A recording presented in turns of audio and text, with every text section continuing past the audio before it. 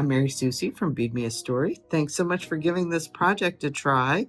This is the stuck-up beaded bracelet, and it is absolutely gorgeous. Before I get to that, though, I'd sure like to ask you to follow us on YouTube. It helps our channel, gives us better support, so please do that if you're watching this video. And just to mention, I put lots and lots of free videos out there for you to see, so that'll allow you to get a notification when I put new ones out. Okay, so on to this bracelet. It is absolutely gorgeous. It's one of my favorites to wear already, and I just love it. So this is just like our beaded stretch bangle, except for it's all in metal. So in this one we have a matte gunmetal, and then there's shiny gunmetal underneath, but we have champagne, silver, and sweet blush in this one, and the colors just look fantastic together. So I think you're gonna love this one. And the other one is our dried Flora colors, which are always popular. So I've got matte champagne with rose gold in this, and then we've got seafoam, silver, and light orchid, I believe it's called. These are Tohos, and these are just beautiful together. So the matte surrounding the shiny of the metal seed beads is just gives it that little bit of extra that you're just absolutely gonna love. You can do this in so many different colors, so many different sizes. Of course, the slide clasps, you know, you don't have to just be limited to 3. You could do 2, 4, 5, 7 rows, anything you can find a clasp in that's going to allow you the ability to have these rows added in. And I'll show you why. These are each individual chains, so they're not linked together, and they just sit on your wrist beautifully, and the colors really shine through. I think you're going to have a great time. This is a very repetitious project, so very easy to do sitting in front of the TV at night, and I think you're going to have a great time making it. So without further ado, let's go ahead and get started. Okay, so in order to make this weave, you can see I've got a couple of these all ready to go, 2 of my 3 strands that I'm going to make, and then we're going to start the 3rd strand together, and I'll show you how to do this. But basically what you want to do is take 20 gauge 7/64 jump rings and close them all, have them all ready to go, and those are going to be framing our beads, which are right here. And then we have 20 gauge 1/8 inch jump rings here, and all of these are going to be open. It really is easier to pre-open and pre-close everything before you start this particular project. Then you see I have a paper clip. This is just to hold on to the work while I am moving along, so it holds the first row in place so that this doesn't fold underneath. Okay.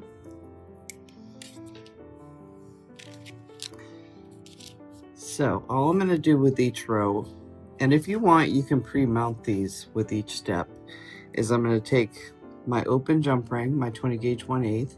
I'm going to pick up a 20 gauge 7/64, which is closed. I'm going to pick up a bead, and I'm going to pick up a second 20 gauge 7/64, which is closed. Okay, and I'm going to hook this on to my paper clip. Now the paper clip isn't going to keep everything on the correct sides until I insert the 2nd row. So you can see I've got my stuff kind of hanging on both sides. So I'm just going to pull it up like this, and you can see how that's framing the bead. And I'll just mention that I'm using matte jump rings and the 20 gauge 7/64. The reason I chose that is because I'm using a shiny bead. If I were to use a matte finish bead, I probably would have picked a shiny 20 gauge 7/64 to use. And then I just like the 20 gauge 1/8 inch, the larger jump ring, to kind of contrast, you know, be the same color, but you can see I'm using that in the shiny. So that's underneath. We've got the shiny beads on top, and then we've got the matte jump rings framing. Okay, so the next row is going to be the same as the first. I'm going to pick up a 20 gauge 7/64, a bead, and a 20 gauge 7/64. And now this is really all you need to know about this whole thing. This is a stuck-up European 4-in-1. Okay, so basically what I want to do is go through both of these matte jump rings here, and here, and I don't want to pass through the bead, but I do want to pass underneath it, and I do want to make sure that passing underneath it stays consistent as I work through this process. Okay, so you can see I just passed through the 2 jump rings, and I did not pass through the bead. You can only pass through a bead once with a 20 gauge wire, so you will not make the mistake of putting 2 jump rings through there, because it just simply will not fit. Okay, and then I'm going to close my jump ring, and that is my second row. Okay, now I'm going to grab another jump ring, and this is why you might want to preload. So I have to lay that down between each step. I'll pick up my 20 gauge 1/8 inch shiny jump ring, pick up my matte jump ring, my shiny bead, and my matte jump ring. And again, if I had a matte bead, I would do this in reverse. Okay, and then we'll pass through the 2 jump rings, staying underneath. So you can see if I were to accidentally get it on this side, then the bead would be showing up on the opposite side, which is what we don't want. So you just want to make sure to pass underneath the bead with each row that you add. But this is really all there is to this. And you can see you get this wonderful sleek effect. It's just gorgeous. I absolutely love this one. I love how these turned out. And it's such a simple project. It's small, so it's going to take a long time. It takes a long time to get all these 20 gauge 7/64 jump rings closed. And then we got to get all our 20 gauge 1/8 inch open. But once you start making this chain, it really moves right along, because when you think about it, you know, 2 of your jump rings are already prepped and closed, so it's not like closing all of them as you go along here. Okay, I'll do one more. So matte, shiny matte on my 20 gauge 1/8 inch jump ring. Pick up my work, make sure my beads are on the top side, and I pass through the 2 jump rings, passing underneath the bead. And then we close.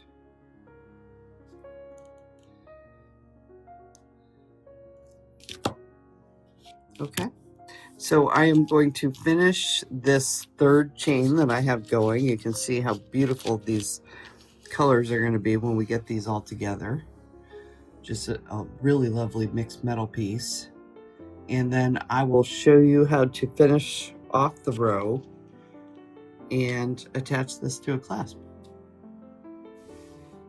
Okay, so I've switched over to my other colors in this. So I was showing you in the gunmetal with the mixed metals, and now I've got the dried Flora out.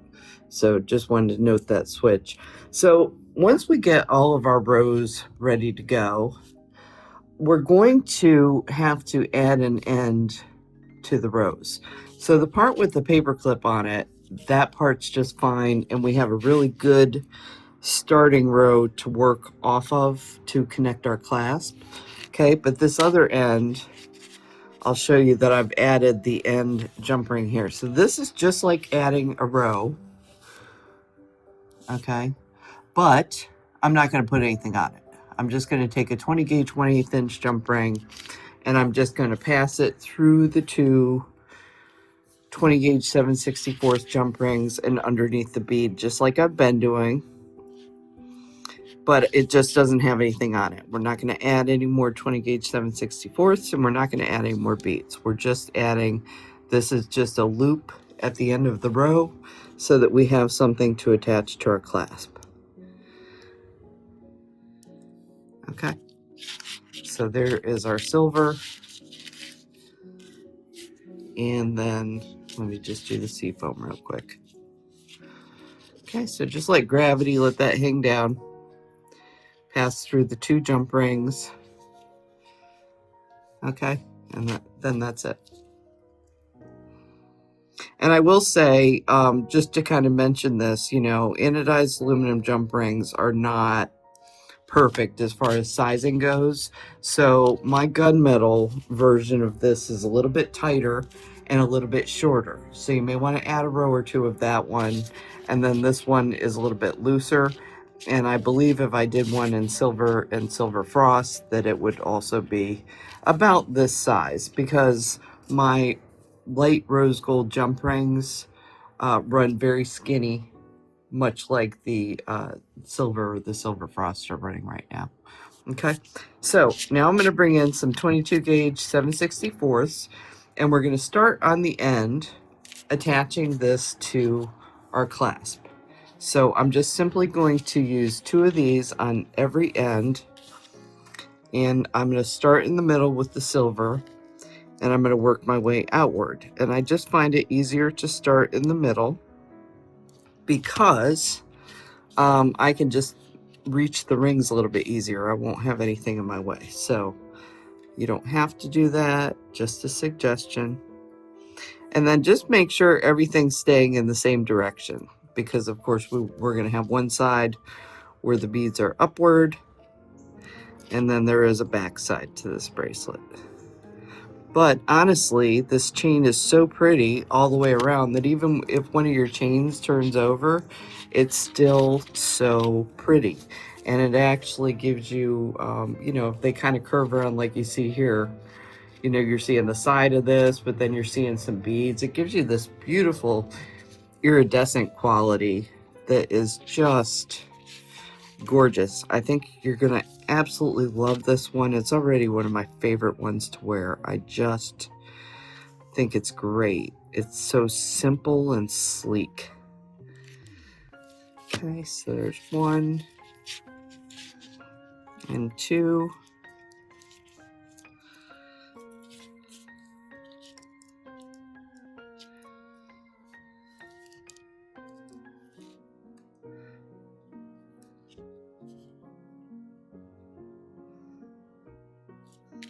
Okay, so that's 2 of our chains, and if I pull these out, you can see that the beads are on the same side.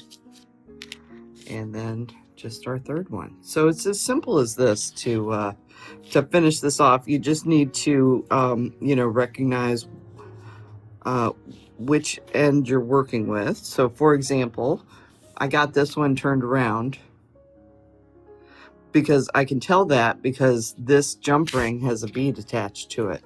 So I would have connected that in the wrong direction.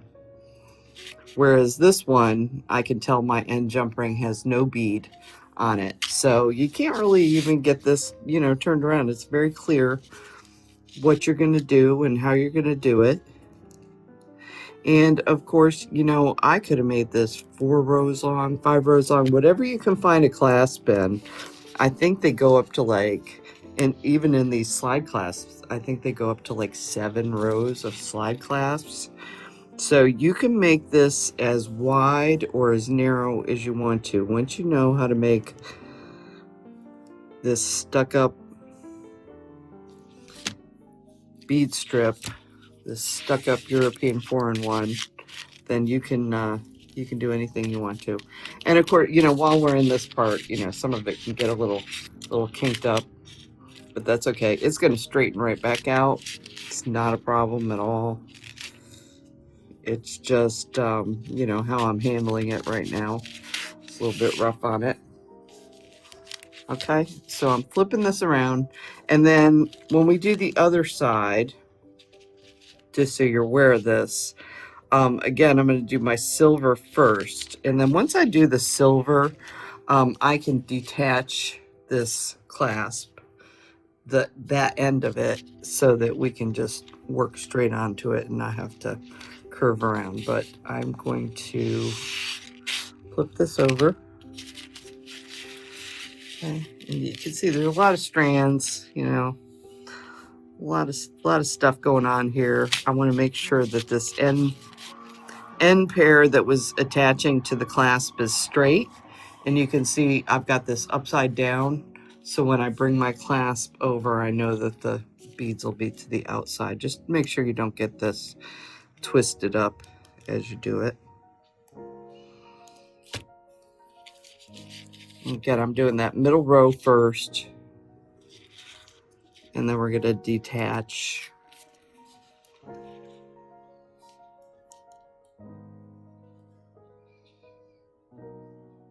Detach the clasp. Okay, so the next parts are easy. But this kind of puts it in line.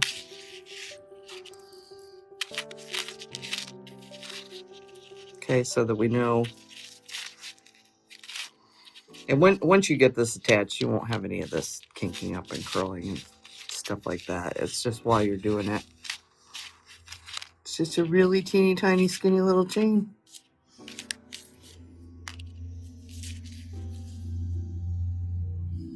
But I would, if you're traveling with this bracelet, of course, wrap it around something, you know, give it a little support. You don't want your chains to kink up. Okay, and you can see on this left-hand side, I'm making sure that my clasp piece is turned the right way, so all my beads are up. So when I attach this one, all the beads are up.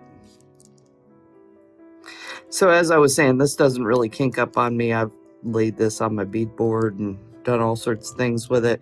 But if you are traveling, you know, you might want to not just throw it in a bag. You know, you might want to give it a little bit of support or pack it separately so that it doesn't get linked into other chains, because it is very tiny.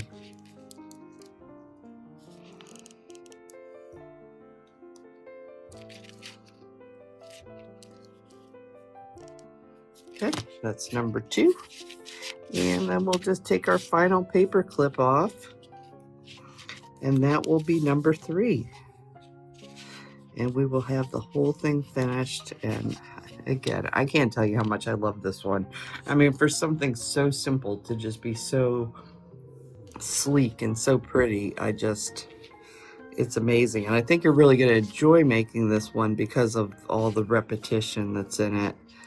You know, like I said, it's not difficult to do.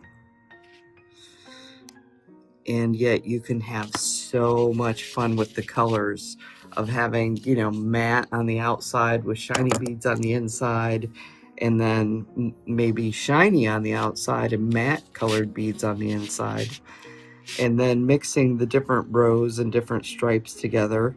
But of course you could look at this all 3 rows as like one, you know, and kind of put a little bit more pattern and design into it if you wanted to, you know, maybe have like a, you know, diagonal stripes or something like that. So the sky's the limit with this one. It's really gorgeous. I think you're going to have a great time making it. It just checks all the boxes. And so, again, thank you so much for purchasing this kit, and I hope you have a great time making it, and I will see you next time. Thanks so much for joining me.